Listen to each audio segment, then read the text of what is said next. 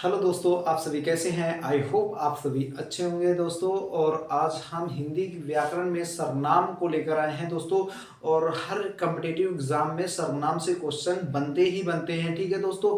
और competitive exam में परिभाषा नहीं पूछी जाती, लेकिन हम फिर भी इसमें परिभाषा समझाते हुए और एग्जाम्पल के साथ चलेंगे, ठीक है दोस्तों। बिल्कुल बेसिक तरीके से समझने वाले हैं। चलिए ज़्यादा देर न करके अपने पॉइंट पे बात करते हैं दोस्तों। सर्वनाम होता क्या है दोस्तों। जैसे कि हम किसी व्यक्ति का नाम लेते हैं, राजू, मोहन, सोहन, तो बार बार किसी व्यक्ति का नाम लेते हैं राजू राजू, तो अच्छा नहीं लगता, तो उसकी जगह पर हम प्रयोग कर देते हैं कि तुम, आप, या आप कह सकते हैं, या तुम कह सकते हो, या हम अपने आप को कह सकते हैं। हम अपना नाम लेंगे तो अच्छा नहीं लगेगा, तो हम बात कर रहे हैं तो हम अपने आप को क्या कहते हैं, हम, तुम, आप। तो इन्हीं दोस्तों क्या कहते हैं, सर्वनाम। तो मतलब संज्ञा के स्थान, संज्ञा मतलब क्या होता है दोस्तों, किसी का नाम हो गया और संज्ञा के स्थान पर प्रयोग किए जाने वाले शब्दों को ही सर्वनाम कहते हैं, ठीक है। परिभाषा हो गई दोस्तों। बस इतनी सी ही परिभाषा है कि संज्ञा के स्थान पर प्रयोग किए जाने वाले शब्दों को ही सर्वनाम कहते हैं दोस्तों। अब यहां पॉइंट पे ध्यान देने वाली बात है कि सर्वनाम की संख्या पूछता है दोस्तों, तो आपको करना कितना है, 11, ठीक है दोस्तों। कितना लगाना है, 11। सर्वनाम की संख्या कितनी होती है दोस्तों, तो 11 होती है। और जैसे कि कौन कौन से होते हैं, तुम, हम, आप, ये, वो शब्द हो जाते हैं, ठीक है। अब दोस्तों लेकिन दूसरा पॉइंट ध्यान देने वाली बात है कि सर्वनाम के प्रकार पूछता है दोस्तों, तो हमको कितने लगाना है, सर्वनाम के प्रकार 6 होते हैं। कौन कौन से होते हैं दोस्तों, अगर प्रकार पूछता है तो हम 6 लगाएंगे, अगर सर्वनामों की संख्या पूछता है तो हम 11 पे टिक करेंगे, ठीक है। अब सर्वनाम कितने प्रकार के होते हैं, तो 6 प्रकार के। कौन कौन से होते हैं, पुरुषवाचक, निश्चयवाचक, अनिश्चयवाचक, संबंधवाचक, प्रश्नवाचक और निजवाचक। फिर से एक बार हम करते हैं, सर्वनामों की संख्या पूछे तो 11 टिक करना है, अगर सर्वनाम कितने प्रकार के होते हैं तो 6 प्रकार के होते हैं, ठीक है दोस्तों। 6 प्रकार के कौन कौन से होते हैं, पुरुषवाचक, निश्चयवाचक, अनिश्चयवाचक, संबंधवाचक और निजवाचक, ठीक है। इतना याद रखना, प्रश्नवाचक होता है, ठीक है। फिर से हम करते हैं कंटिन्यू।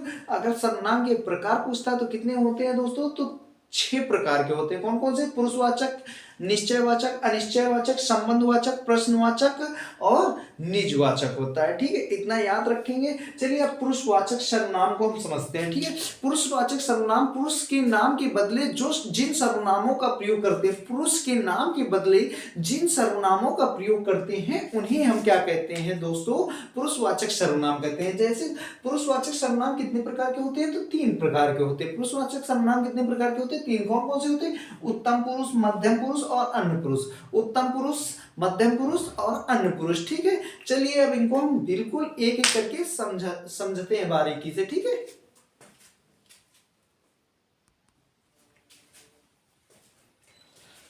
चलिए दोस्तों, अब हम पुरुषवाचक सर्वनाम के भेदों को बिल्कुल बारीकी से समझते हैं। पुरुषवाचक सर्वनाम कितने प्रकार के होते हैं दोस्तों, तो 3 प्रकार के होते हैं। कौन कौन से, उत्तम पुरुष, मध्यम पुरुष और अन्य पुरुष। अब दोस्तों बात समझने वाली है कि उत्तम पुरुष कहते किसे हैं, तो दोस्तों जैसे हम बात आपसे करते हैं लेकिन बात अपने बारे में करेंगे दोस्तों, तो वहां पर हो जाएगा उत्तम पुरुष। और मध्यम पुरुष का मतलब हो जाएगा, जैसे दोस्तों हम आपसे बात कर रहे हैं, अपनी बात ना करके हम तुम्हारे लोगों के बारे में बात करें, तुम सबके बारे में बात करें, तो वो हो जाएगा मध्यम पुरुष। जैसे कि बात करने वाला बात सुनने वाले के लिए करे तो वहां पर मध्यम पुरुष होता है। और अन्य पुरुष का मतलब होता है दोस्तों, जैसे कि हम और आप बिल्कुल आपस में बात कर रहे हैं पर किसी तीसरे व्यक्ति के बारे में चर्चा कर रहे हैं, तो वहां पर अन्य पुरुष हो जाएगा, ठीक है। तो दोस्तों इसकी परिभाषा कैसे है कि जब उत्तम पुरुष की क्या है कि जब बात करने वाला बात अपने लिए करे तो वहां पर उत्तम पुरुष होता है। मध्यम पुरुष का मतलब जब बात करने वाला बात सुनने वाले के लिए करे तो वहां पर मध्यम पुरुष होता है। और अन्य पुरुष का मतलब होता है जब बात करने वाला या सुनने वाला किसी तीसरे के बारे में बात करे तो वहां पर अन्य पुरुष हो जाता है, ठीक है। तो समझ में आ गया होगा।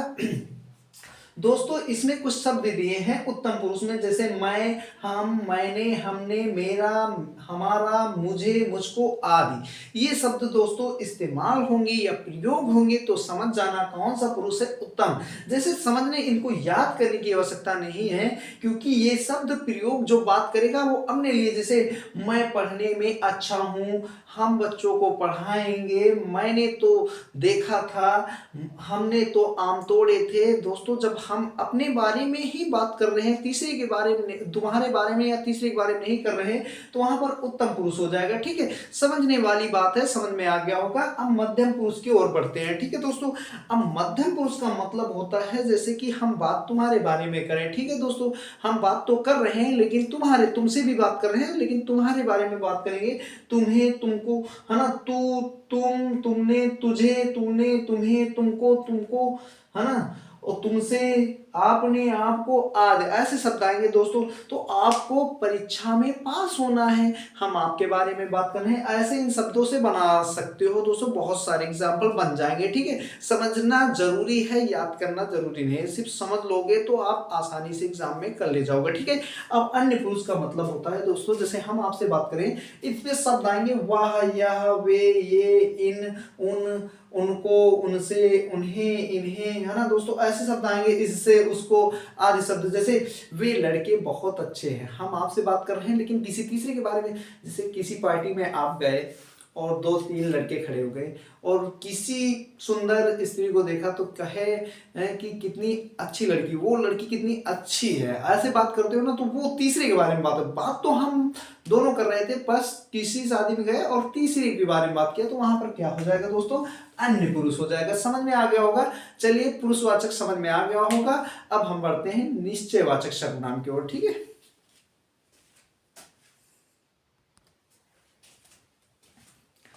चलिए दोस्तों, अब हम समझते हैं निश्चयवाचक सर्वनाम। दोस्तों जहां पर किसी निश्चित व्यक्ति या वस्तु का निश्चित ज्ञान होता है वहां पर निश्चयवाचक सर्वनाम होता है। दोस्तों तुम इसमें सिर्फ आपको मतलब ये चार वर्ड ही याद रखने हैं और पता चल जाएगा। ठीक है, जैसे यह, वह, ये, वे, ये शब्द पता अगर मिल जाए आपको तो समझ लेना कि कैसा सर्वनाम है, निश्चयवाचक सर्वनाम है। जैसे अब करेंगे कैसे दोस्तों, एक तो सबसे पहले हमको समझने की बात है कि मतलब यहाँ पर कोई निश्चित ज्ञान हो किसी वस्तु या व्यक्ति का, तो जैसे कह देंगे यह मेरी पुस्तक है, निश्चित है कि यह मेरी ही पुस्तक है, किसी दूसरे की पुस्तक नहीं है, तो समझ जाना कि निश्चयवाचक सर्वनाम है। ठीक है दोस्तों, जैसे वह उनकी मेज है, अब कंफर्म है कि वह उन्हीं की मेज है दोस्तों, निश्चित है कि वह उन्हीं की मेज है। ये मेरे हथियार है, कंफर्म है कि ये मेरे ही हथियार है। ठीक है, तो मतलब कोई चीज का निश्चित ज्ञान होता है तो वहां पर निश्चयवाचक सर्वनाम है। वे तुम्हारे आदमी है, तो कंफर्म है कि वे तुम्हारे आदमी है, तो निश्चयवाचक भी सर्वनाम समझ में आ गया होगा दोस्तों। क्योंकि कंपटीशन एग्जाम में दोस्तों परिभाषा से कोई लेना देना नहीं होता, आपको सिर्फ एग्जाम्पल देखकर टिक करना है। तो जहां पर किसी निश्चित व्यक्ति या वस्तु का ज्ञान होता है वहां पर निश्चयवाचक सर्वनाम होता है। ठीक है दोस्तों, समझ में आ गया होगा। अब बढ़ते हैं हम अनिश्चयवाचक सर्वनाम की ओर। ठीक है,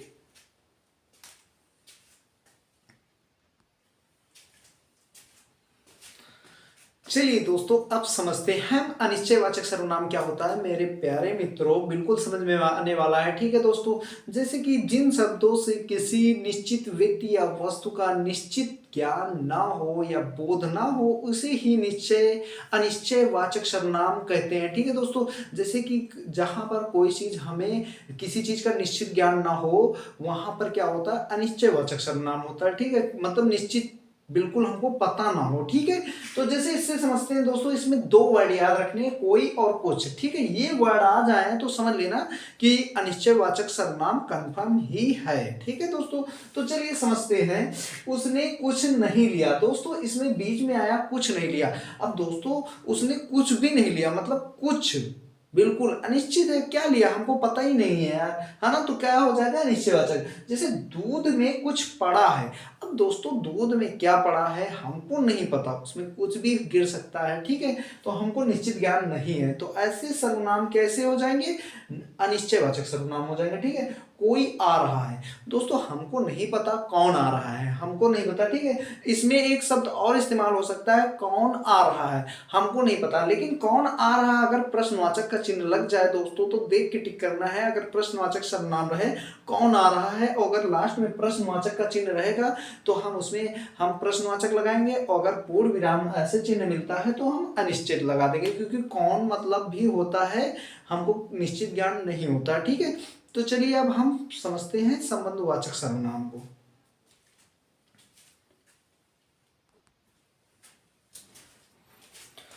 चलिए दोस्तों अब हम समझते हैं संबंधवाचक सर्वनाम। दोस्तों ये भी बिल्कुल आसान है। जो सर्वनाम एक सर्वनाम दूसरे सर्वनाम के साथ संबंध स्थापित करता है दोस्तों वहां पर संबंधवाचक सर्वनाम होता है। जो एक सर्वनाम दूसरे सर्वनाम के साथ अगर संबंध स्थापित करता है दोस्तों तो कैसा सर्वनाम हो जाएगा, संबंधवाचक सर्वनाम हो जाएगा। इसमें दोस्तों शब्द आएंगे तो हमेशा जैसे जो, सो, जैसा, वैसा, जब, तब, जहां, तहां, ऐसे शब्द मिल जाएंगे, ठीक है। जैसे जैसे एग्जांपल से समझते हैं दोस्तों, जो आया है सो जाएगा। दोस्तों एक सर्वनाम दूसरे सर्वनाम से संबंध स्थापित कर रहा है। जो आया है वो जाएगा, ठीक है। वह जो आया है सो जाएगा, ठीक है। अब जैसा बोओगे दोस्तों, जैसा बोओगे वैसा ही तो काटोगे, तो यहाँ पर जैसा वैसा। दोस्तों एक सर्वनाम दूसरे सर्वनाम से के साथ संबंध स्थापित कर रहा है, बिल्कुल भिन्न है दोस्तों, पता चल रहा है हर सर्वनाम से अलग है, क्योंकि इसमें दोस्तों कि एक सर्वनाम दूसरे सर्वनाम से संबंध स्थापित कर रहा है, ठीक है। समझ में आ गया होगा। अब बढ़ते हैं हम नेक्स्ट सर्वनाम की ओर, प्रश्नवाचक की ओर, ठीक है।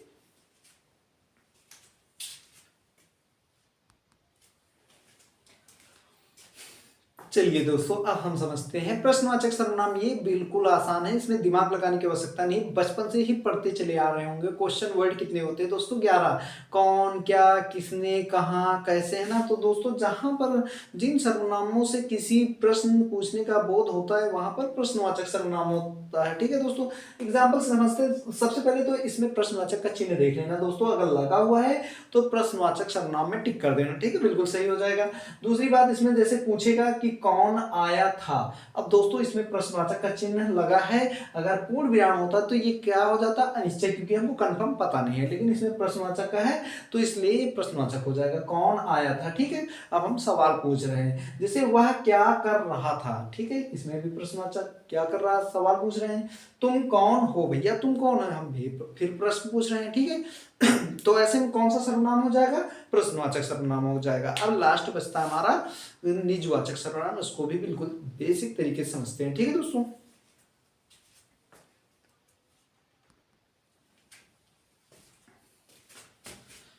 चलिए दोस्तों आज का हमारा ये लास्ट प्रकार बचा है, इसको भी बिल्कुल बेसिक तरीके से समझते हैं दोस्तों। जहां पर दोस्तों मतलब किसी से काम करवा करके ना करवा करके खुद से काम करते हैं दोस्तों, मतलब अपने आप कोई काम करते हैं खुद से, स्वयं से, तो वहां पर दोस्तों क्या हो जाता है, निजवाचक। मतलब निज का मतलब होता है अपने पर्सनल काम खुद से ही कर लें, ठीक है, तो निजवाचक सर्वनाम हो जाएगा। जैसे कि समझते हैं दोस्तों, अपने आप, स्वतः, स्वयं, खुद, है ना, ऐसे समझ लेते हैं, ठीक है। जैसे एग्जांपल से समझते हैं, मैं खुद कार चला लूंगा, मतलब दोस्तों किसी से नहीं चलवाऊंगा, खुद अपना काम अपने आप से करूंगा, ठीक है। तो वहां पर क्या हो जाता है, निजवाचक। निज का मतलब होता है अपने आप या खुद से कोई कार्य करते हैं, ठीक है दोस्तों।